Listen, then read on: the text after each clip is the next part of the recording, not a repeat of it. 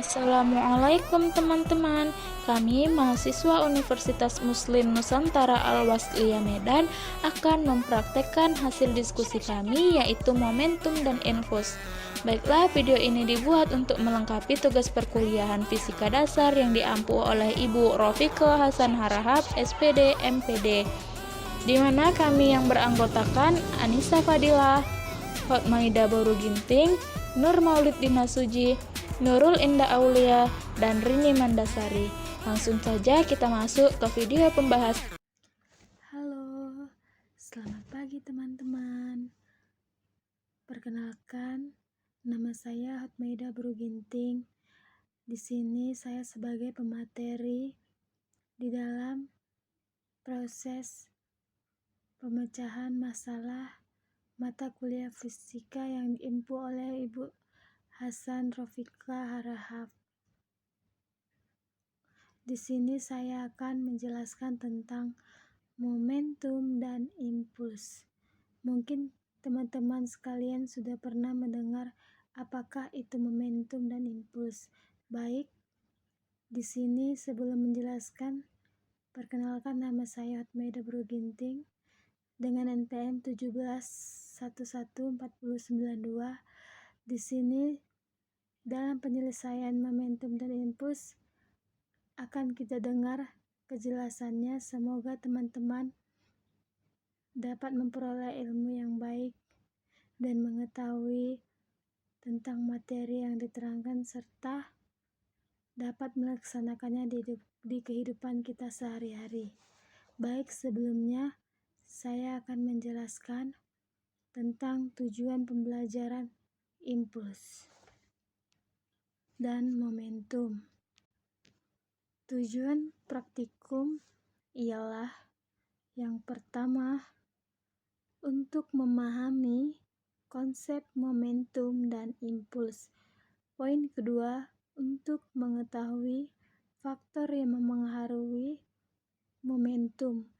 Yang ketiga, untuk menentukan koefisien restitusi pada bola bekal dan bola tenis yang dipantulkan ke lantai, serta menganalisis manakah di antara bola bekel dan tenis yang koefisien restitusinya paling besar. Latar belakang ilmu fisika, momentum didefinisikan sebagai besaran yang dimiliki oleh benda yang bergerak. Besarnya momentum akan bergantung kepada massa dan kecepatan dari benda tersebut.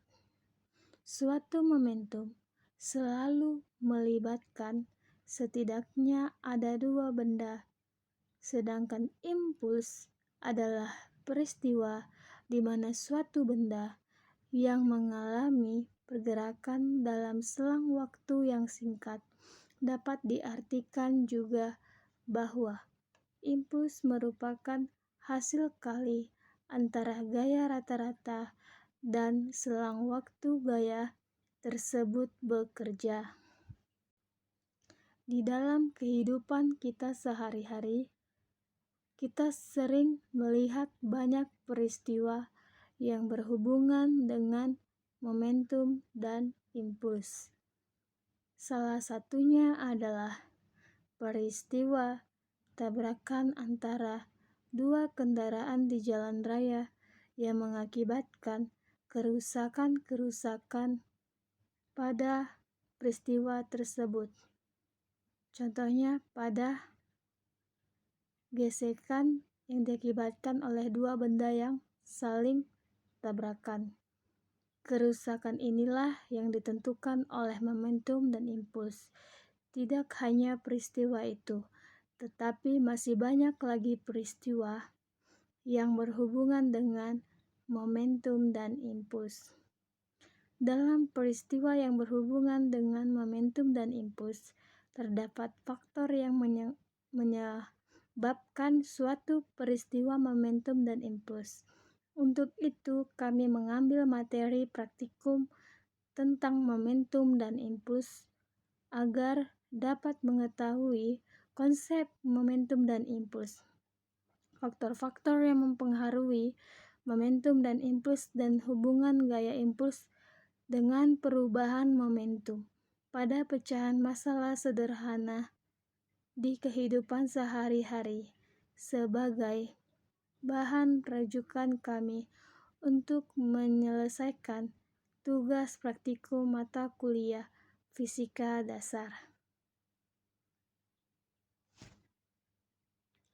Kajian teori momentum adalah ukuran kesukaran untuk menghentikan suatu benda yang sedang bergerak. Semakin sukar benda berhenti, semakin besar momentumnya. Momentum merupakan besaran vektor yang dimensinya adalah m dikali L dikali T min 1. Tipler 1998-219. Momentum adalah partikel yang didefinisikan sebagai hasil kali massa dan kecepatannya dengan rumus yaitu P sama dengan M dikali V, di mana P adalah momentum dengan satuannya yaitu kilogram meter per sekon. M adalah massa dengan satuan yaitu kilogram. V adalah kecepatan dengan satuan yaitu meter per sekon. Momentum adalah partikel yang dapat dipandang sebagai suatu ukuran kesulitan untuk mendiamkan ukuran sebuah partikel. Sebagai contoh, sebuah mobil 1 dan mobil 2 di mana masing-masing memiliki massa yang sama dengan massa yang sama tetapi kecepatannya itu saling berbeda, di mana satu mobil memiliki kecepatan yang tinggi sedangkan dua mobil memiliki kecepatan yang sedang. Maka dapat dikatakan bahwa satu mobil memiliki momentum yang lebih besar dibandingkan mobil 2 karena mobil 1 memiliki kecepatan yang tinggi sehingga lebih sulit diberhentikan dibandingkan dengan mobil 2 yang memiliki kecepatan yang sedang. Jika materi dalam keadaan diam, maka momentumnya sama dengan 0. Sebaliknya, semakin cepat pergerakan, semakin besar juga momentumnya. Sutarno 2013-45. Sedangkan impuls dapat diartikan sebagai ukuran yang besar dari gaya luar mengubah momentum. Juga merupakan besaran vektor yang dimensinya m dikali L dikali T pangkat min 1. Dengan rumus yaitu I sama dengan F dikali delta T, di mana I adalah impuls satuannya Ns, F adalah gaya satuannya N, dan delta T adalah selang waktu satuannya S. Jadi faktor-faktor yang mempengaruhi impuls adalah gaya rata-rata dan waktu kontak. Pada saat mobil melaju dengan kecepatan tinggi, lalu menabrak tembok mobil tersebut, impuls juga dapat diartikan sebagai momentum akhir dikurangi momentum awal. Menurut Sutarno 2013-46, impuls merupakan perubahan momentum atau selisih dari momentum, yaitu momentum akhir yang dikurangi momentum awal dengan rumus yang terdapat padanya. Dengan rumus yaitu F dikali delta T sama dengan M meter buka kurung V2 dikurang V1 tutup kurung. F kali delta T sama dengan MF2 dikali MF1. F kali delta T sama dengan P2 dikurang P1. I sama dengan P2 dikurang P1. I sama dengan delta P. Momentum total secara umum tidak konsisten, tetapi jika perjumlahan vektor dari gaya luar adalah 0, gaya-gaya tersebut tidak berkontribusi pada penjumlahan dan dp per dt kembali 0. Jadi dapat disimpulkan, jika penjumlahan vektor dari gaya-gaya luar pada sebuah sistem adalah 0, momentum total dari sistem tersebut adalah konstan, atau Young and Feynman 2001-232. Prinsip ini disebut prinsip kekekalan momentum. Jadi, jika salah satu benda bergerak atau salah satu diam dan pada suatu saat saling bersinggungan, kedua benda dikatakan bertumbukan. Pada peristiwa tumbukan, maka akan berlaku hukum kekekalan momentum. Contohnya, kedua benda yang saling bertumbukan yaitu jika kedua benda ini saling berjumpa, maka dia akan jatuh ke bawah dan saling bertumbukan. Inilah benda yang disebut saling bertumbukan. Dengan sebuah rumus yaitu F12 delta T sama dengan min F21 delta T, delta P2 sama dengan min delta P1, buka kurung P2 dikurang P2 tutup kurung sama dengan min P1 dikurang P1 tutup kurung, buka kurung M2 V2 dikurang M2 dikali V2 tutup kurung sama dengan min F1 dikali F1 dikurang M1 dikali V1 tutup kurung, M2 dikali V2 dikurang M2 dikali V2 sama dengan min M1 dikali V1 tambah M1 dikali V1. M1 dikali V1 ditambah M2 dikali V2 sama dengan M1 dikali V1 tambah M2 dikali V2, di mana M1 V1 tambah M2 dikali V2 adalah jumlah sebelum tumbukan dan M1 V1 tambah M2 dikali V2 adalah jumlah sesudah tumbukan. Jadi, di dalam mencontohkan tentang momentum dan impuls, ada alat-alat praktikum yang kami gunakan, yaitu praktikum pertama itu menggunakan sebuah alat, yaitu yang saya contohkan tadi, yaitu berupa alat yaitu 2 buah speaker. Ini adalah contoh pada saat pertumbukan itu.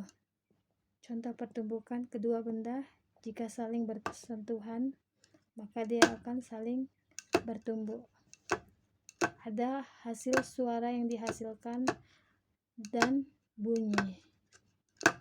Inilah yang dinamakan gesekan dari pertumbukan kedua benda. Baik, praktikum yang kedua yaitu menentukan faktor yang mempengaruhi momentum menggunakan alat timbangan sebagai alat ukur massa mobil. Jadi nanti ada alat timbangan, terus kami meletakkan di atasnya adalah sebuah mobil mainan, dan dari situ kita akan bisa menentukan massa melalui rumus yang ditentukan. Lalu ada sebagai alat ukur tentang jarak, yaitu biasanya kita menggunakan sebuah roll atau yang dinamakan penggaris. Kita dari situ akan mengetahui jarak antara kedua benda dengan satuan sentimeter. Alat selanjutnya yaitu mobil mainan yang kami gunakan sebagai objek yang akan kami amati. Dari mobil mainan ini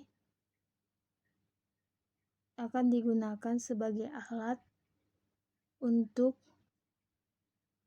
meninjau tentang sebuah massa benda tersebut. Lalu kami memakai alat stopwatch digital yaitu sebagai pengukur waktu dengan satuan yaitu sekon. Dari situ kita dapat mengetahui berapa lama waktu yang diperlukan untuk menempuh jarak suatu massa benda. Itulah praktikum yang ketiga yang kami gunakan alatnya. Selanjutnya yaitu langkah-langkah kerja. Praktikum 1 yaitu untuk mengetahui gaya yang dihasilkan dari hasil dua benda yang saling bertumbukan. Dan praktikum yang kedua menentukan faktor yang mempengaruhi momentum. Dengan langkah kerja dalam praktikum menentukan faktor yang mempengaruhi momentum tersebut yaitu sebagai berikut. 1. Mengukur massa mobil mainan dengan menggunakan timbangan. Yang kedua, ukur jarak 120 cm, 90 cm, dan 60 cm yang akan digunakan mobil untuk melintas dengan menggunakan sebuah penggaris atau roll.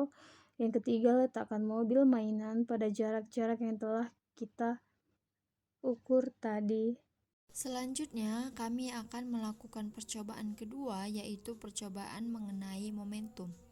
Adapun tujuan dari percobaan tersebut adalah yang pertama, menentukan koefisien restitusi pada bola bekel dan bola tenis yang dipantulkan ke lantai. Yang kedua, menganalisis manakah di antara bola bekel dan bola tenis yang di koefisien restitusinya paling besar.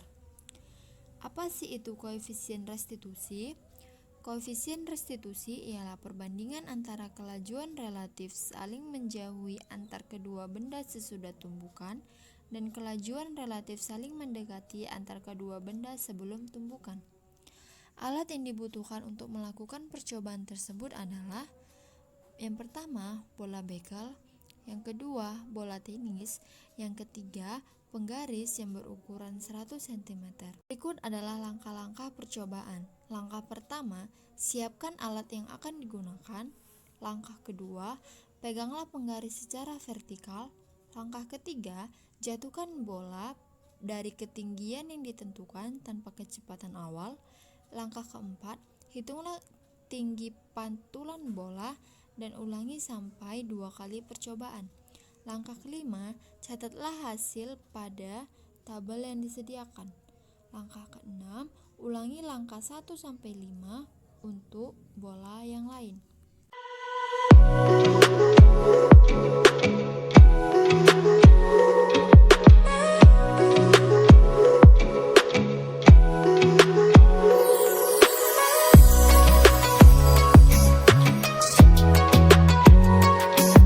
Berikut adalah hasil dari percobaan bola tenis. Pada ketinggian 90 cm, percobaan pertama tinggi pantulan adalah 40 cm, di mana koefisien restitusi adalah 0,66. Pada percobaan kedua, tinggi pantulan 35 cm, di mana koefisien restitusi adalah. Percobaan selanjutnya adalah menjatuhkan bola bekel dari berbagai macam ketinggian. Percobaan yang pertama, menjatuhkan bola bekel dari ketinggian 90 cm dengan 2 kali percobaan.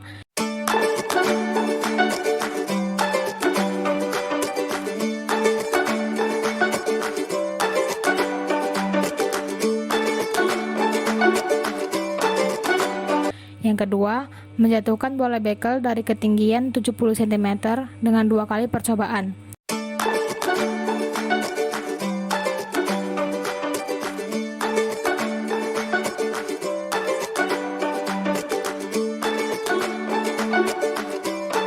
Yang ketiga, menjatuhkan bola bekel dari ketinggian 50 cm dengan 2 kali percobaan.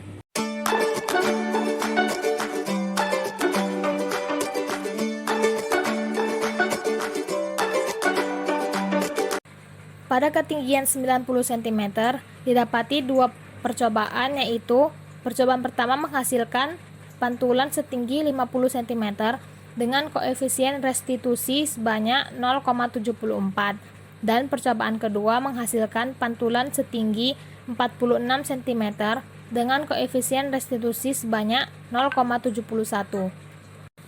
Pada ketinggian 70 cm, didapati hasil percobaan, yaitu yang pertama, pantulan setinggi 41 cm dengan koefisien restitusi sebanyak 0,76, dan pada percobaan kedua yaitu pantulan setinggi 42 cm dengan koefisien restitusi sebanyak 0,77. Pada ketinggian 50 cm, percobaan pertama menghasilkan pantulan setinggi 30 cm dan menghasilkan koefisien restitusi sebanyak 0,77, dan pada percobaan kedua menghasilkan pantulan setinggi 29 cm dan koefisien restitusi sebanyak 0,76. Restitusi adalah 0,61. Pada ketinggian 70 cm, percobaan pertama tinggi pantulan 20 cm, di mana koefisien restitusi adalah 0,52. Pada percobaan kedua, tinggi pantulan 25 cm, di mana koefisien restitusi adalah 0,59. Pada ketinggian 50 cm, percobaan pertama tinggi pantulan 10 cm, di mana koefisien restitusi adalah 0,44. Pada percobaan kedua, tinggi pantulan adalah 10 cm, di mana koefisien restitusi adalah 0,44. Baiklah, itu tadi praktikum dari kami.